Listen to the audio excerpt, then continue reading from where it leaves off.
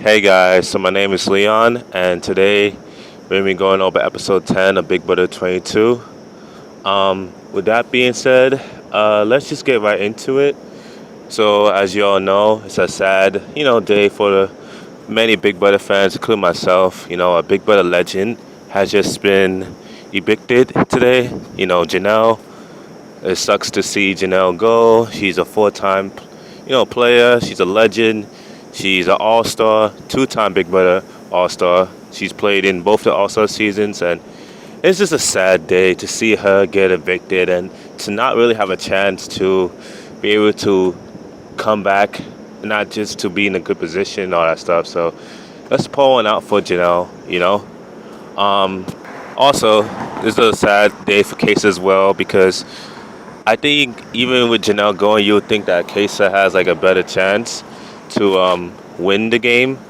But unfortunately, I think Case's chances are also limited and bad. So let's pour one out for both Kesa and Janelle. But with that being said, let's just get right into the episode. So the episode starts off with Cody not using the veto. He decides to keep the knobs the same. Kesa and Janelle on the block. And as you see in the beginning of the episode, Janelle tries to campaign to keep herself safe, while Kesa is reluctant to campaign because he doesn't want to go against his friend, his longtime Big Brother friend, and all that stuff. So you see Janelle tries to approach people like Bailey, people like Danny, people like Kevin. She tries to approach multiple people in the house so she can have a chance for them to vote her way. But we'll see how that goes. And, despite her talking game with them, it just doesn't work as they all, as we know later episode, vote her out. But also, as the beginning episode, you see like the alliance, one of the many alliances in the game that includes some of the same people. This version of the alliance that includes this, Devon and Bailey, Tyler, Cody, Enzo, and Danny, called the Slick Six. I don't even know how to say that. Anyways, they decide, have a meeting, say, hey, who are we boring now? Are we boring out Kesa? Are we boring out Janelle? Yada, yada, yada. And the majority come to a consensus to boy out Janelle. So that's unfortunate. But anyways, let's just continue to go in the episode. So there's another part of the episode where it centers around David. And as you see, David makes a huge mistake because of last week. As we all know, he was on a block with his good friend Nicole A. He was worried that they was going to flip on him. So he questions Bailey, who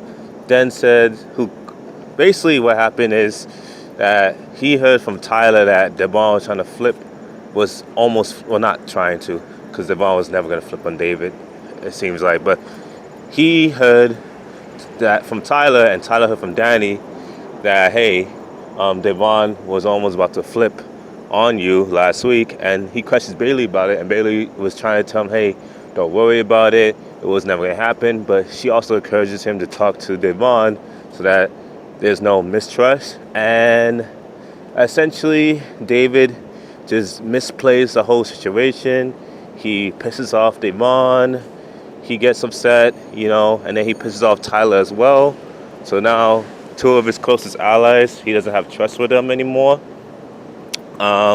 Which sucks for David because now, if he gets to the end, depending on who's he up against, he might not have the respect to, win the game anymore, which is unfortunate because David was given a second chance. He was the first boot, but now many fans, myself included, it's like maybe David should not have been chosen to come back, and it's a mistake to have him in the house, yada, yada, yada. But yeah, David basically misplays here, and it sucks, but hey, man, we'll see how it goes for him in the coming weeks. But yeah, with that being said, let's get to the next segment as Janelle, like I mentioned before, tries to campaign to keep herself in the house.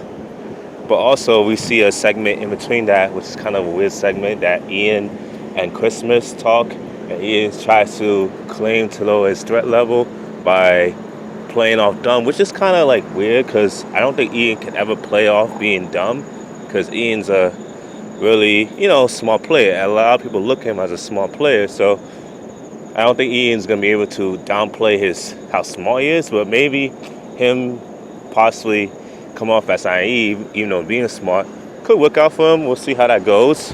But anyways, with that being said, I guess let's just get into the boats then, because honestly, other than the David thing and whatnot, it doesn't really have much substance in this episode.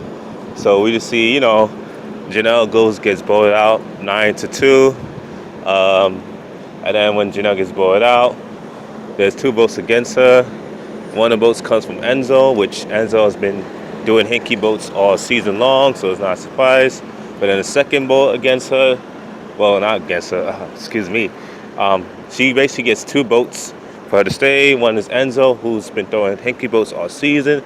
And the second vote is Danny, who's trying to put a second vote on to Kesa just so she could blame on someone else. And those 2 votes might be playing on Devon and Bailey to set them up as targets for the upcoming weeks, which is a small play, but it sucks for Bailey and Devon when, in the later weeks, because they might be blamed for it. But anyways, gets bowled out 9-2. It's a sad day for Big Brother fans everywhere. And, Julie Chen and the Big Brother episode, they try to set up as, Janelle might have a chance to stay, but there was no way she was going to stay. She knew it. Somebody told her that, hey, she didn't have the boat, so she dressed up because she knows she's going out to see Julie. Unless there was like a huge blindside coming, which I doubt it. But anyways, Janelle gets bowled out 9-2. She meets with Julie. Julie is basically, Julie was kind of weird this episode where she was having big reactions to certain things, like Nicole's hair. But anyways, Julie talks with Janelle, and she basically just like everyone else, the fans are upset that she's gone.